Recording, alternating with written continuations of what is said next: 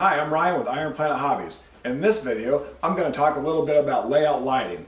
And if you'd like to have museum quality lighting for your layout, stay tuned and I'll show you how you can have lighting like this.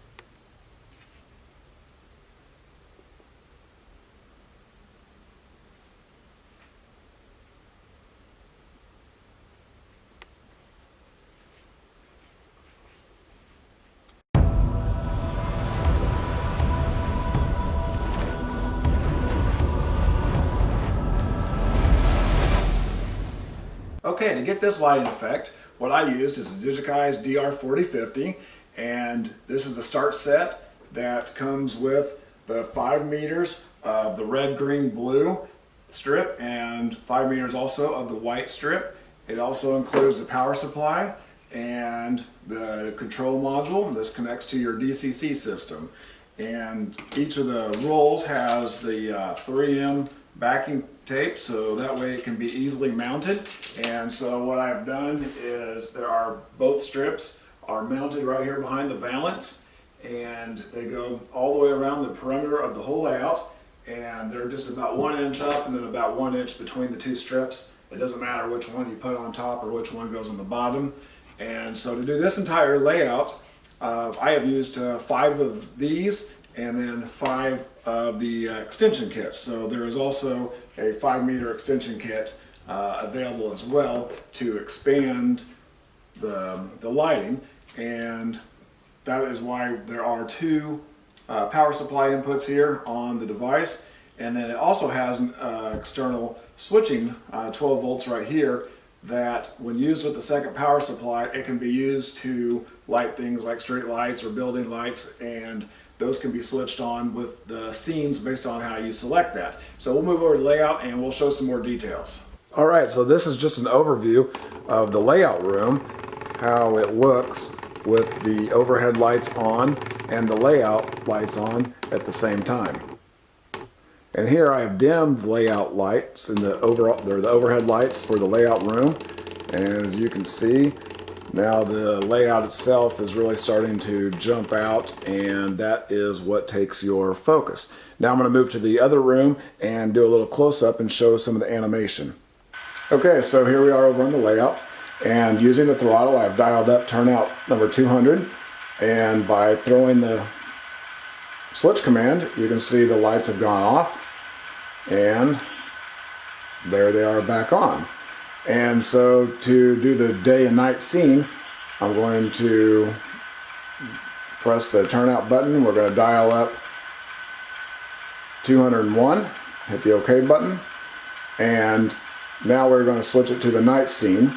And so by pressing the button there on the throttle, the layout will start to transform from the day to night scene, and that transition time is based on where you set it up in the programming on that PC app.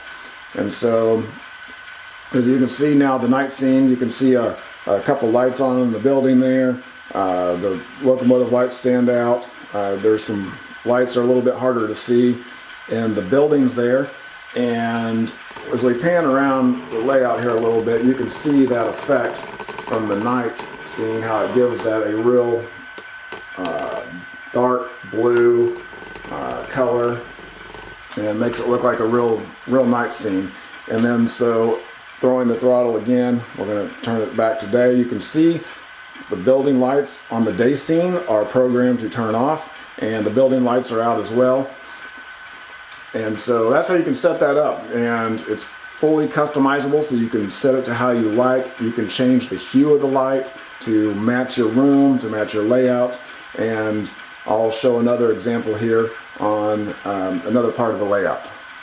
This device will interface with any DCC system, and what you get here in the box are the owner's manual, the device itself, and then you get the LED strips. You get both the white and the red, green, blue. And then you also get a USB cable and a power supply. And now I'm going to show you how to set this up on the PC. Okay, now over here on the computer, this is from the online manual. The first thing you will want to do is assign your module an address, and the default is 1. However, if you want to set it to, let's say, 200, then that way it won't conflict with any other DCC devices. So whatever you set your starting address at is going to be your first command. So if you set it to address of 200, then 200, throw in the switch command, will switch it between on and off. 201 will change between night and day scenes. 202 will go between evening and morning, and 203 would be on and off. So to then program your module for the other settings, you will need to connect it via the USB to your PC. And one thing you need to do is make sure that you do not have the power supply connected or turned on when connecting the USB to the PC. When your PC app comes up, this is what it's going to look like. And you can see the COM port, so you may have to change that. It should be available in the drop down. And then you get to set each scene. There are 4 different scenes. You have day, evening, night, and morning. And so you can adjust these to match the rest of the lighting in your layout room, or you can just use the defaults as they are.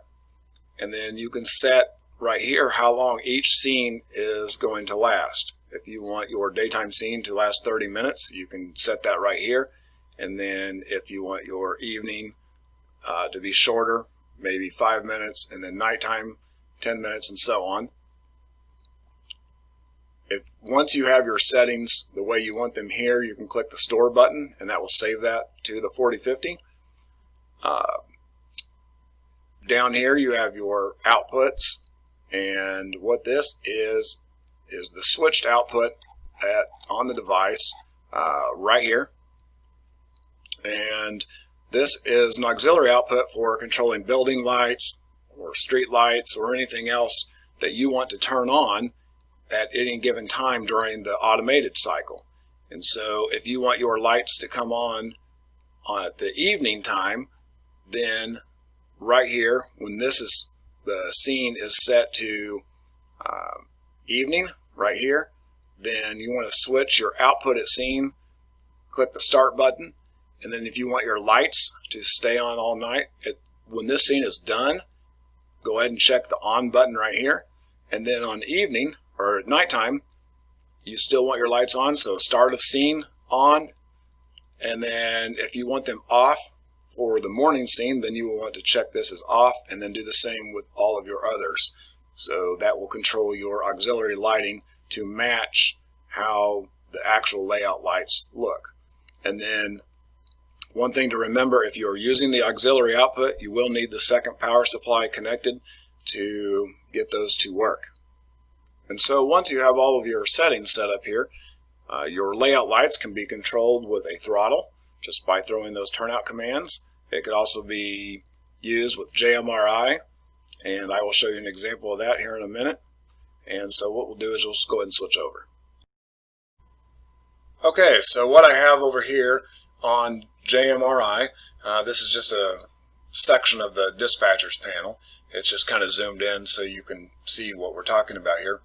These are just some simple turnouts that I have placed here, 4 of them, and then I've used the labels to label what they do.